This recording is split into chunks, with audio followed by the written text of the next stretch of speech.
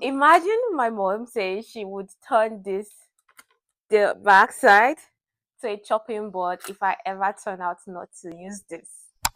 Hi guys, Hussi here from Crochet by Hussi, and this is kind of a compensation short form video for the fact that I won't be filming Crochet Confessionals for June. I know, I apologize, just a lot has come up in between, but I promise to be back and better in July. So to the board before me, I got a lot of questions when I posted this on my Instagram story the day I got it, and I'll just try to answer those questions and also shed light on questions that were not asked but I'm sure you're wondering about. So this is called a blocking board for my non-crochet friends that are wondering, and blocking boards are actually used to block crochet squares like we've got going on here. This particular one I've got is, I think, 12 by 12. It's a perfect square, so it's 12 by 12 inches. It's really solid, and it came with 20 metal rods. The rods are just set up in a way that you place them inside the notch on the board for however distance you want to block your project. So say this is the distance I'm working it, and you set it up by 4s or 6 even if you want to block the middle. So say 4 now, and you could put 2 more there.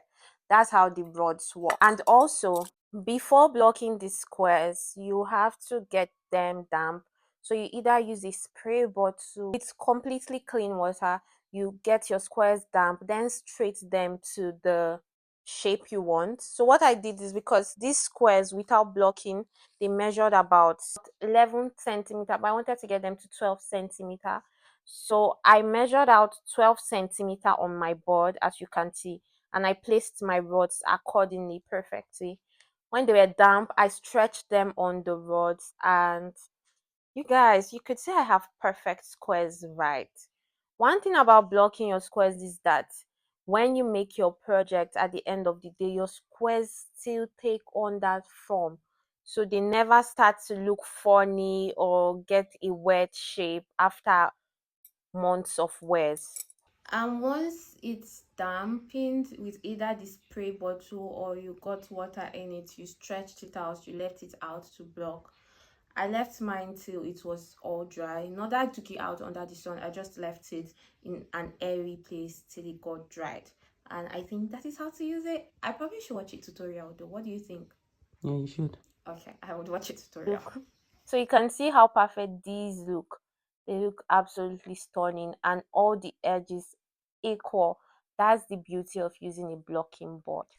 Another question I got a lot was, where did I get my board from? So the thing is, my board was gifted to me by a client friend. So they actually got it from Turkey and they had it shipped down to me. I don't know what store they got it from. I know it's kind of weird when someone gets you something to ask, oh, where do you get it from, or how much did you get it? So I don't know where they got it from, and I don't know how much they got it. I, however, know vendors in Nigeria sell this, and if I have any recommendation, I would leave their Instagram linked in the description.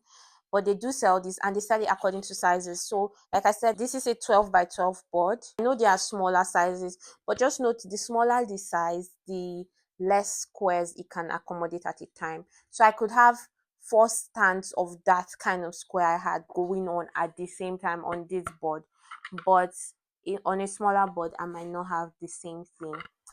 With that, I hope I've answered all your blocking board questions. I'm really excited to get crochet equipment anytime I can. They make me giddy. They make me feel like a crochet girl in the chocolate store. Like a kid in a chocolate store, a crochet girl in a yarn store. You get what I mean? Thank you so much for watching. Sending you kisses. Catch you in another episode of Crochet Confessionals by Hussi. If you're not subscribed, please go subscribe to my channel and watch the past few episodes. I dropped serious gems there. Okay, bye ladies.